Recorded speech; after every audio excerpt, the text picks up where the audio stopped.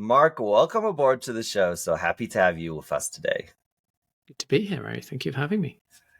Mark, I would like to give you a little bit of a platform to complain right now. What makes HR so difficult? Oh my gosh, Harry. How long have we got? I assume this is the first episode in a season of episodes, is it? I think there's an undervalued point around the challenges in HR, which really drive the things that matter. So I think it would be a great starting point.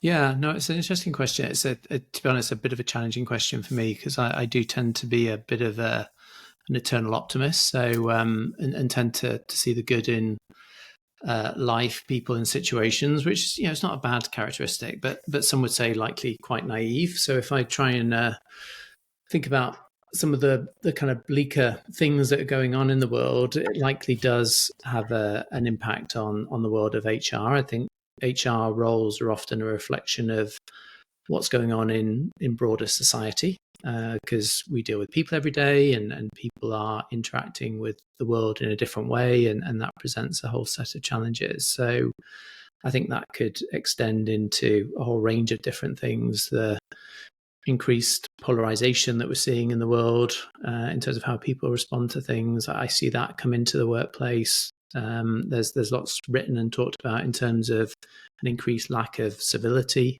in society, which comes into the workplace. We also see a lot around people shifting their perspectives around trust as well, which can have an impact. So I think all these things can make the world of work a very dynamic and challenging place. And as HR leaders, we're often in a position where we're expected or hold ourselves to an expectation that we need to deal with those things. So that's what can make it challenging for sure. One inherent challenge that HR is not really managing anybody. And when you kind of think about the everyday employee, they're really working with their boss. How do you take on these issues? You talked about polarization, civility, trust, when you're kind of outside of the day-to-day loop. Yeah, I mean, it's kind of as you say, kind of a structural challenge that I think we deal with as HR leaders, and I think the way that we deal with that is having to have pretty good influencing skills. And I think on that basis that we can start to influence some of that behavior. I'm not a particularly hierarchical person, but things do often start at the top and work their way down. And as HR leaders, if we have the opportunity to influence people at a more senior position, then just the accountability of the hierarchy means that you can start to influence those decisions or those ways of doing things deeper into the organization. And then, I think I'd like to think, and I've worked with many leaders like this, leaders who are open, and I'd suggest the vast majority are. I was actually talking to a couple of people at the weekend, kind of outside of a work context, and not people that I'd met before. And they said, "Oh, what do you do?" I was like, "Oh, I work in HR." And somebody said, "Oh, a job for life." Then I was like, "Oh, okay." I'm not sure I've had that reaction in a while. And they were like, "Oh yeah, this was a relatively senior person." He said, "My HR person is the person I probably spend the most with." I was like, "Wow, yeah, that's encouraging." So I think if there are leaders out there who are working proactively with what perhaps traditionally we'd call our HR business partners, then I think they do get the benefit of that relationship proactively and get the input from a different perspective. I think you're right. If I dial down the naivety, the rose tinted glasses for a second, I think there are also a bunch of people who will not be doing that, and then we often get called in to deal with situations and the classic sweeping up stuff after events have happened, which is never a particularly good position to be in. But you're clearly outlining two, let's say, approaches. There's a top-bottom approach where you're influencing leadership's culture, and that trickles down.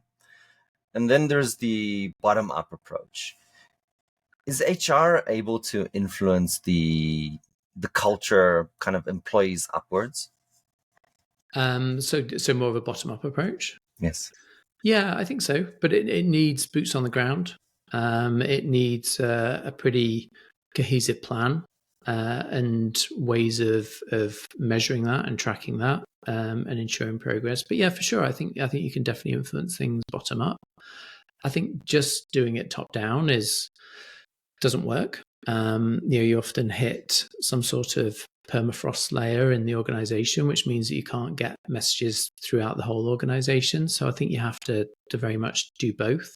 I think similarly, doing things bottom up in isolation don't necessarily work either, because you often result in there being a bit of a disconnect. I think about it from when I was a kid, we were building the Eurotunnel from the UK to France, and they were digging from the UK and digging from France, and the risk of people not meeting. And I think it's very much like that. I think you have to make sure there's a pretty cohesive plan. But yeah, I think we can definitely influence bottom up. So tell me more, when you've kind of been in these situations where the plans didn't work out from an HR perspective, what did that look like? What were the challenges? Oh, Harry, the plans always work out. Sorry, I'm not sure. I'm not sure where you're heading there. No, I mean, where the plans don't work out. I mean, I think the plans don't work out when, for a whole range of different reasons. It's hard to kind of generalize, but I think typically where there is a misalignment in terms of what the intent was, and the actual action that's occurred, that can often result in there being a pretty bad misalignment, a pretty bad disconnect around things if you're not getting that clarity from the top. I've been in the situations plenty of times, and I like to think I learn from these situations. But whereas an HR leader, the tricky position you often find yourself in is that you've got real clarity around what needs to be done to kind of drive the agenda forward, to make you a more engaging place to work, to be more, what we call it, wage acts, more people first. But there's a disconnect between your expectations of what that means and what other people think when it comes to those particular terms. So you often find yourself in a situation where you're trying to push something that people frankly don't believe in to the same extent. So that's something that you have to obviously try to avoid through lots of conversation, trying to get lots of alignment. But I can't pretend it doesn't happen where you are in that situation. What does that look like? So when you kind of saying there's a disconnect in what a people first culture might look like, what is the perception that you had versus the perception that another executive had? And when you kind of figure out, oh, we're seeing this completely differently. It kind of results in disengagement, essentially. I mean, I think you have a bunch of people who perhaps will feel as though they're not as connected as you think they are. And Mm. some of the kind of programs, some of the initiatives, some of the things that as an HR leader you think should be done aren't being done. People essentially aren't buying into them.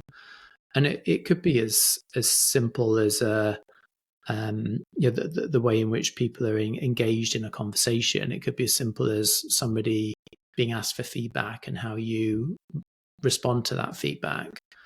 The reality is, one of my favorite definitions around culture is that your culture is represented by the worst behavior that you're willing to accept as an organization. So as an HR leader, you can be doing a bunch of stuff that you think is making a difference. And if it's not being brought to life, then that can easily be undone. And it's not necessarily just, there could be a disconnect at an executive level, not to say that hasn't happened before. It's equally, as you start to, to your question earlier, as you start to go through the organization, you could start to see disconnects there as well when you're trying to influence. So it's at different levels. So let me kind of cut to the chase. When you say a disconnect, you mean a specific executive, maybe very senior, that isn't necessarily representing the values or the culture that is beneficial to the organization. Is that a fair statement? Yeah, or the culture isn't representing the culture in a way that you're aligned with. So I think I agree with what you just said, and that is a very relevant situation. But that executive who isn't aligned could say, "Well, did we ever align? Or Right. when was the discussion where we aligned around what we meant by being a people first organization, or by being a people centric organization, whichever phrase you want to use?" So I think it does need a lot of clarification and a lot of definition, but it's a feeling. It can be a very hard thing to put words to. Mm. And certainly the thing that I look for is, that people talk often about the golden rule, treat other people the way that you would like to be treated. And I'm like, well, that's not relevant here. It's that classic platinum rule where we're treating people the way that they want to be treated. Mm. So when you're providing that level of almost personalization, that level of individualization, trying to kind of create an environment that really works for an individual, and we're all unique, we all have different expectations, then that can be really difficult to define and get alignment on, because it's going to feel very different in different situations. But that's kind of my holy grail. That's what I'm working towards, and it's kind of one day at a time in many respects. That's an incredibly important point, and there's actually significant research behind this thing called egocentric bias. And what that means is that we kind of assume that other people value the same things that we value. And that's really, do unto others as you would want them to do unto you. But the whole point of egocentric bias is that different people value different things. So I love your point. That's incredibly important. How does this build into feedback? If you see, let's say, an executive that is not embodying these values, is it a private discussion that you have with them? Is it how do you even address this when you see that kind of disconnect? I think again, it does depend. I think the reality is that you would look for all sorts of different ways to provide people with that feedback and expect that it's built on a trusting relationship. So I think if you've invested in the relationship with that person, then you can find different ways of sharing your perspective and getting alignment on different things. And kind of the what I just shared in terms of being very conscious of the other person, trying to avoid your point around egocentric bias, I think is really interesting, because I sometimes question that for myself. I mean, I like to think that I don't have this like massive ego that kind of goes around, but that has to be there somewhere for myself as well. So if I'm trying to drive an organization to be more people first, because I think making work better is just a really fulfilling purpose, somebody much more qualified than I would be able to kind of analyze those statements and say, well, there's a bunch of ego in there, Mark, that you're putting on the world. Maybe the world doesn't want work to be a better place. Maybe the organization you're working at doesn't necessarily want to drive that kind of performance or drive that outcome. So I think you have to be very conscious of and empathetic towards the other person and ensure that you're providing them with constructive feedback that's going to help them along the journey, and be equally very open to the feedback from that person as well. And I think it's through those conversations that's where you'll start to create much more alignment and be much more joined up. But that's, maybe some of that's a little bit philosophical. I think the reality is, if you're in a situation where somebody says something which is frankly out of line, then as an HR leader, you have to pick them up on that stuff in the moment, as quickly after the event as you possibly can, and provide clarity around why that wasn't appropriate. And that could be as simple as a very standard feedback model, which is around, well, what was the situation, what behavior did I see, and what was the impact on other people, and what are we going to do to make sure that doesn't happen again. So I think just having those kind of direct conversations can be really helpful. You're alluding to a challenge where there might be a disconnect between, does a people centric workspace actually drive productivity? Yep. Is that pushback that you've received, and what did that look like?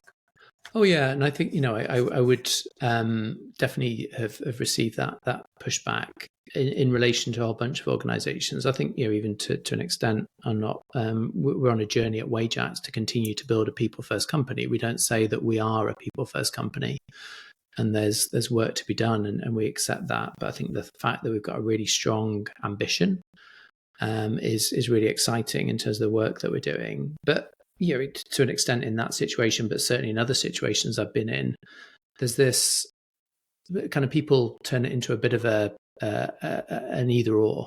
It's either that people thrive or your business thrives. And I can argue until the proverbial cows come home that isn't the question that we need to ask, because these two things can happen concurrently. This is kind of a cohesive, very integrated relationship between the Mm. two, and it's not about one over the other.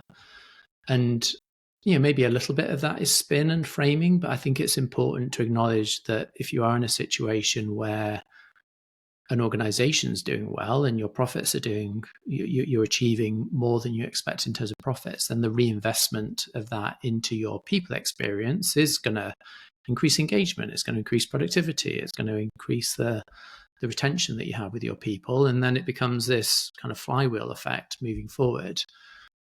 And on the flip side, if I'm investing in my people, I'm investing in their skills, I'm investing in their well-being, I'm investing in their sense of kind of engagement and giving them kind of the tools they need to do their job, whatever it might be, then that's going to help the business. So I find that I think in terms of the way in which people often need to hold things in different, and there needs to be a trade-off.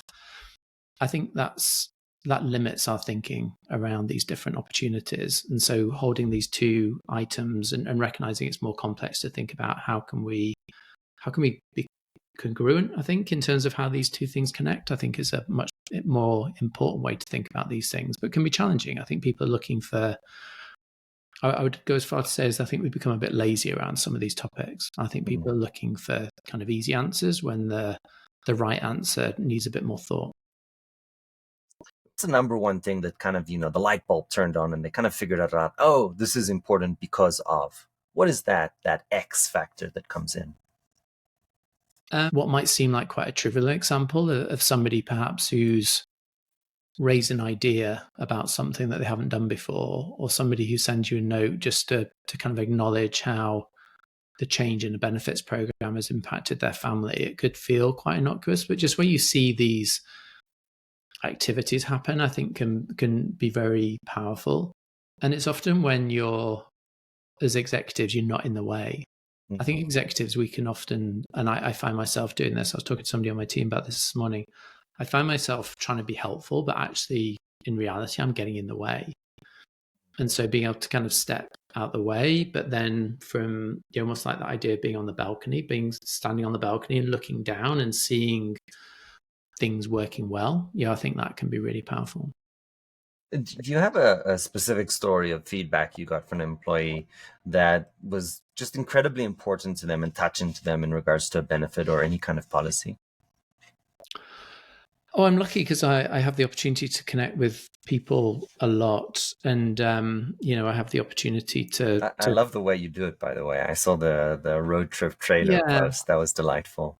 yeah. So I don't know. It's kind of I find it a very fulfilling way of being able to connect with our people, because we are distributed across so many different locations and branches, so it makes it quite complicated, and that's where I think it reinforces just the diversity that we have in the organization to connect with people in person in that way. So every year I'll have an opportunity to literally speak one-on-one with at least 10% of the organization. So it's as well as other connections throughout the year.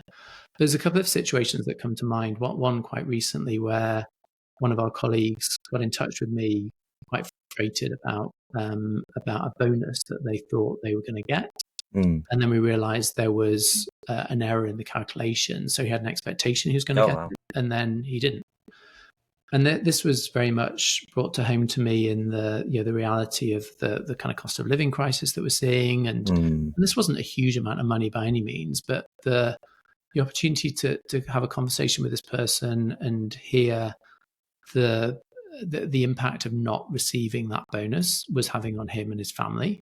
And he was talking about Christmas presents and etc. was just such a powerful reminder of the need for us to do a couple of things. One, manage expectations differently and not, kind of do better, frankly, around that. But I think also just the work that we can do around financial well-being. Financial well-being is one of the biggest causes of some of the other elements around certainly mental health that we see. So much more that we can do there in this situation, but it is that reminder.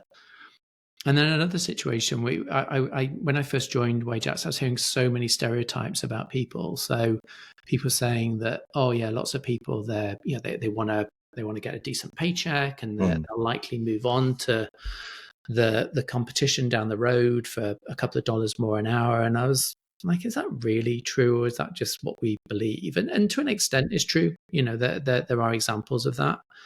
But I remember connecting with a group of technicians, and one in particular, quite a young guy, and he had stayed at Wajax. He loved working at Wajax because of our health benefits plan. Mm. He was much more interested in that and the fact that helped him support his family than necessarily thinking so much around his hourly pay. So it's just, I think, important to, back to the point I made earlier, this reminder of just everybody's unique, and we need to kind of, one, remember that, but keep on getting the feedback to ensure that we don't miss or lose that connection. I appreciate that. I can share a personal story with my children. My wife actually travels for a living back in the day, and here in the States, as you may well know, um, the vacation time after labor, after giving birth, is very Yeah. short, about 6 weeks. So she was back on the road about 6 weeks later. And there's a program where basically you can deliver the milk from the mom back home when she's traveling. It's called Stalk or something like that. Okay. The company agreed to cover that. Now you would think, okay, this is just a whatever X amount of dollars to help an employee, and you would think, okay, like it's not a big deal. But that incredibly emotional connection between really supporting your family, supporting your child, which is supporting by your employer, sorry, created such a thing that was appreciated by her. Yeah. It drove this huge increasing, let's call it, loyalty and engagement. So it's not just the money. Some things that the employer does or doesn't do can have just outsized impacts, which are maybe a little hard to understand. So I really appreciate your point. Yeah, no, that's great. Yeah, I agree with you. I think that kind of reinforces just how powerful it can be, and it's. I think the other that reminds me of the challenge we often have as HR leaders, because there's this kind of need often to think about kind of rules and policies and Right. consistency and equity and many of those important topics, but at the same time leaving leaders with the, if it's required, the discretion to make the choice around what's right for that particular individual in that circumstance as well. So it's always that tricky balance. And that's a wonderful point. You mentioned something which I think is incredibly interesting. There's this conflict between our perceptions or beliefs and reality. And specifically, you mentioned, oh, people would move on for extra few bucks an hour. The problem is that Pygmalion effect, if you're familiar, basically it's this idea that what you believe manifests into reality, right? So if you think people are just going to move on for an extra few bucks, then maybe you're treating them that way, which is reinforcing that cycle of people actually taking that action. So there's this huge disconnect between what we believe, what the reality is, and how we're behaving.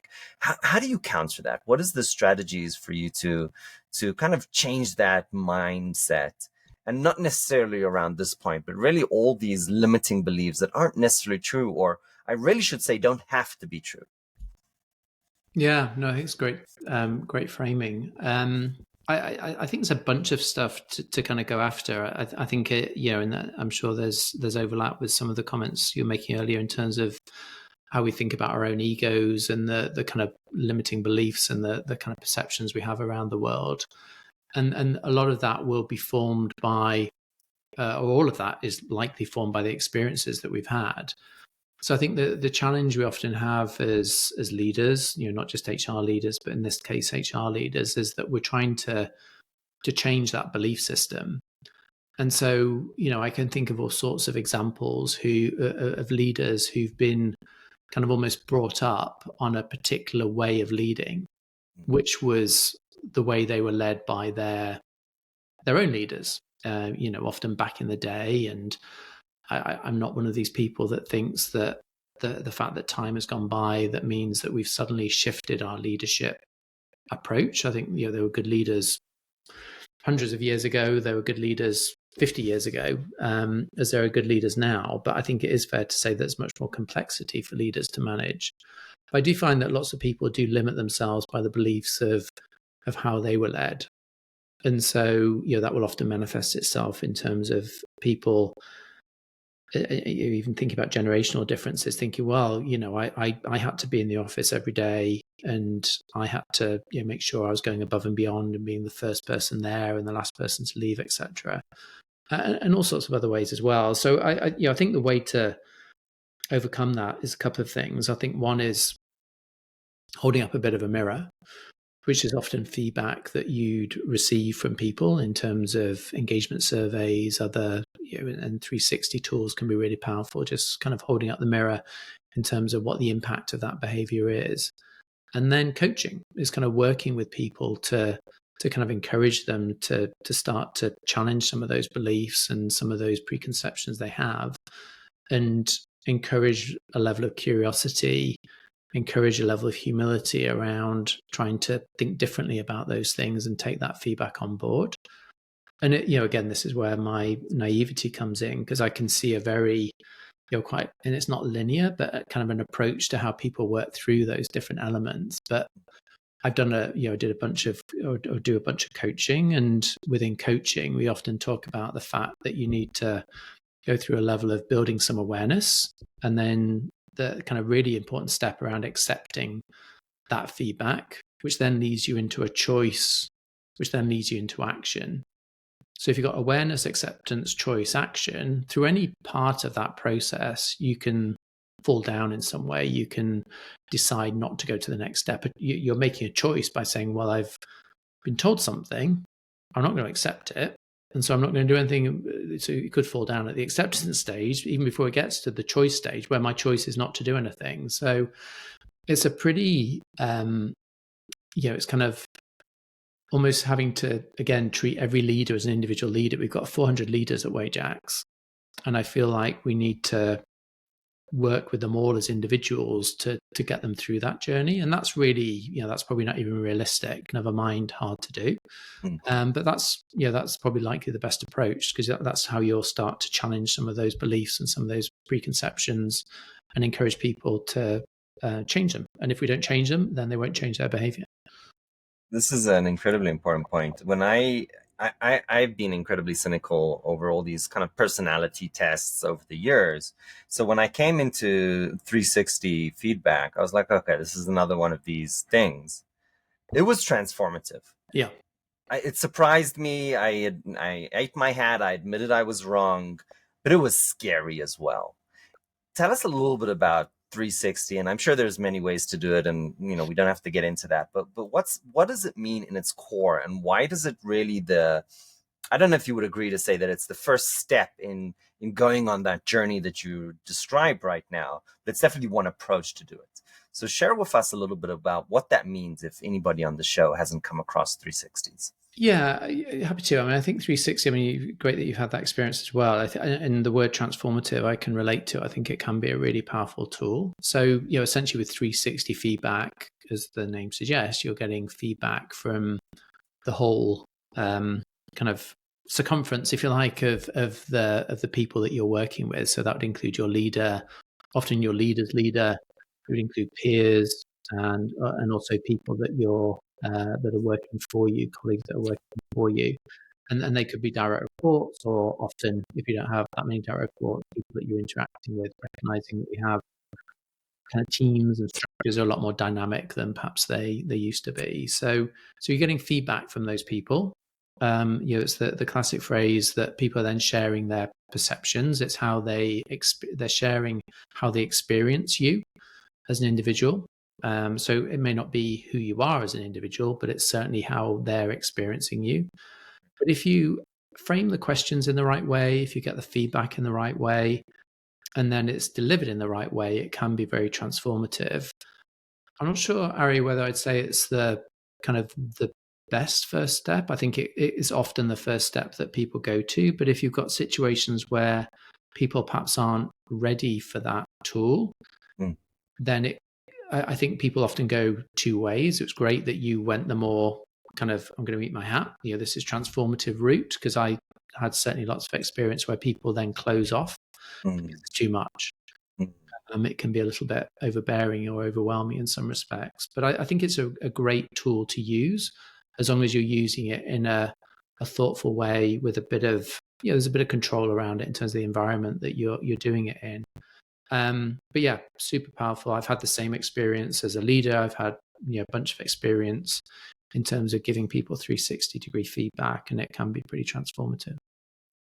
I think you mentioned two really important aspects of it. And this is true beyond the 360. I think any kind of feedback interaction, this happens. But what's special about the 360 is that you're getting all this feedback all at once. Yeah, And for sure it can be overwhelming from that perspective. However, here's really two very important aspects of it. One is that if you're getting the same feedback from multiple people, like it's really difficult to ignore it at that stage because you can write off any one person, but writing off three, four people in the organization, reoccurring feedback, you've really got to look inwards and ask yourself, hold on, is this what I'm trying to do?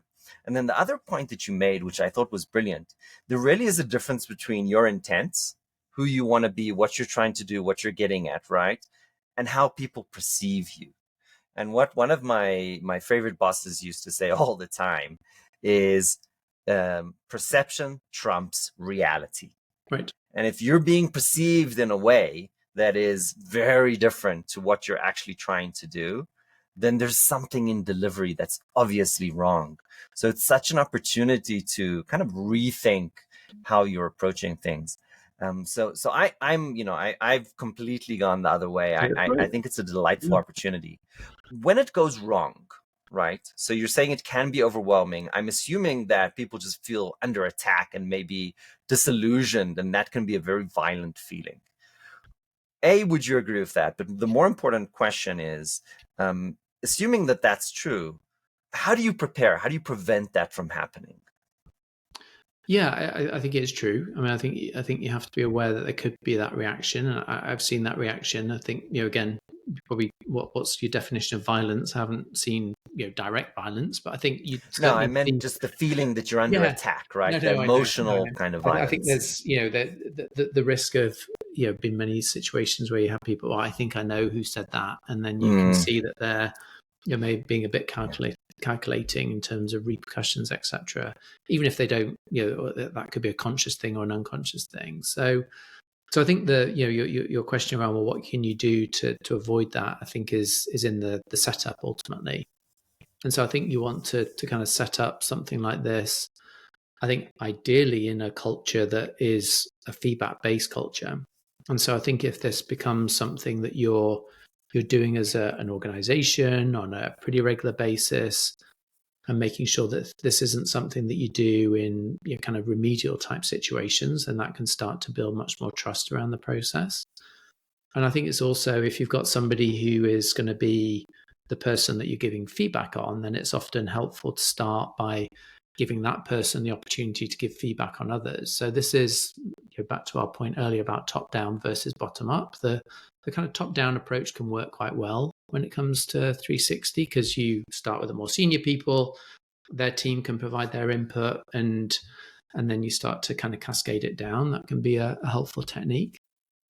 And I think through that technique, and Iggy, my leader, has been a great example of this, and I've tried to do this as well in the past myself, is that when you receive the feedback as the leader, you're yes. sharing that with people and you're saying, thank you for your feedback, and it was this is what I heard you say, and this is what I'm going to do as a result, and I'd love you to hold me accountable to these things. And you do a bit of contracting with people, so there's those kind of techniques I think that help build trust.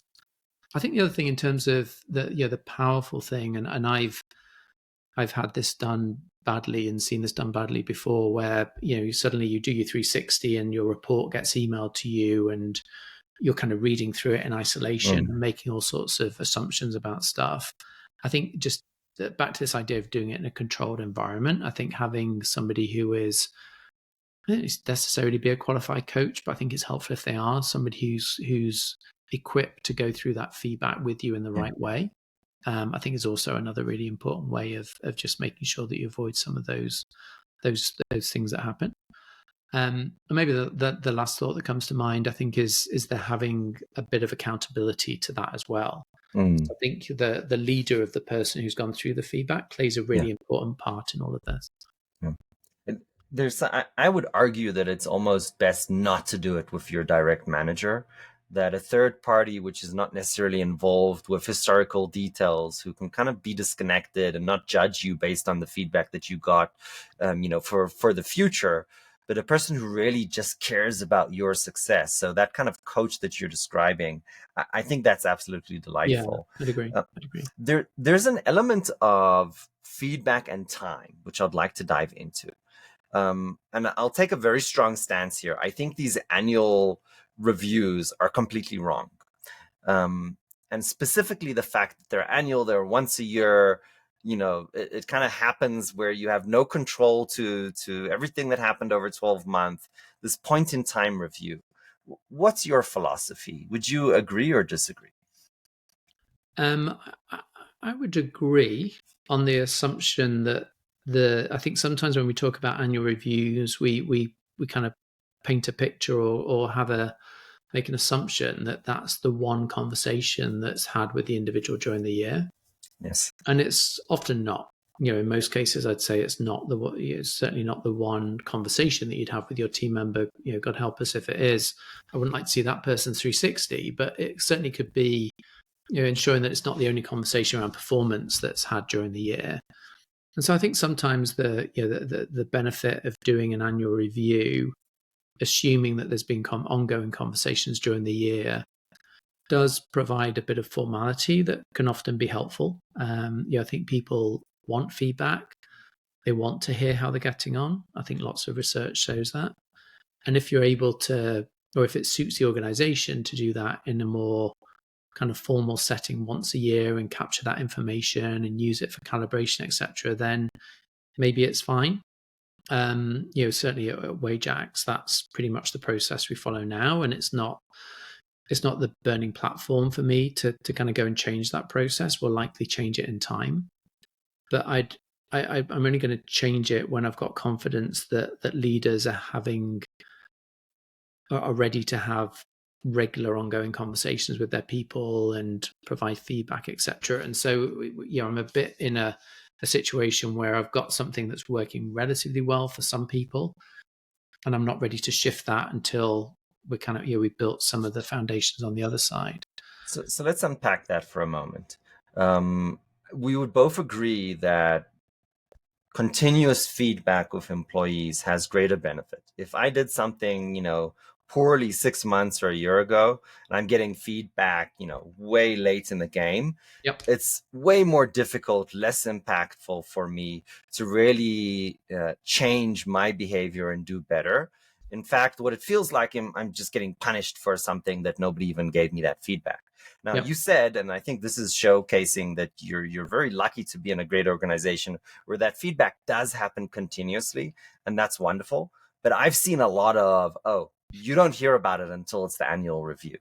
So regardless of the technicality of the process happening once a year, what does it look like, that culture of continuous review, where you're really kind of helping both the employee and the executives be on this journey of self-improvement? Well, I think it is that feedback rich culture. I think it's and that can be with you as a leader with your team members, but it's in all directions. So it's feedback to your peers, it's feedback to your own leader. So I think just that kind of feedback rich culture again, which I think is kind of generating all of these ideas, this opportunity for improvement, etc., is really important. But again, that's not just saying that isn't doesn't mean it's going to happen. You have to. It's as much around the person giving the feedback and having I'm going to use the word courage. The courage to give the feedback is almost as important as the person who's receiving the feedback and is ready to accept it in the way that it was intended. So you need to kind of build a lot of trust in those situations. But I think the starting point is likely that that feedback rich culture you create within your team, and so you're on providing ongoing feedback, both positive feedback and what we like to say constructive feedback, or feedback to help improve, and etc., and talking those different things through, and then you can see how it can extend to other areas. But I agree with you, Ari. If that's not happening, then waiting for the annual review and you're kind of searching through your diary or your drawers because you made notes to remind them of something that happened 8 months ago is a ridiculous way of doing it. So that's not at all helpful. But the annual review conversation as a bit of a kind of bookend to the year can be a helpful conversation. Mark, what an absolute delight. I appreciate you diving into these complex and important topics with me today. Thank you. Thank you, Ari. I enjoyed it. Thank you a lot.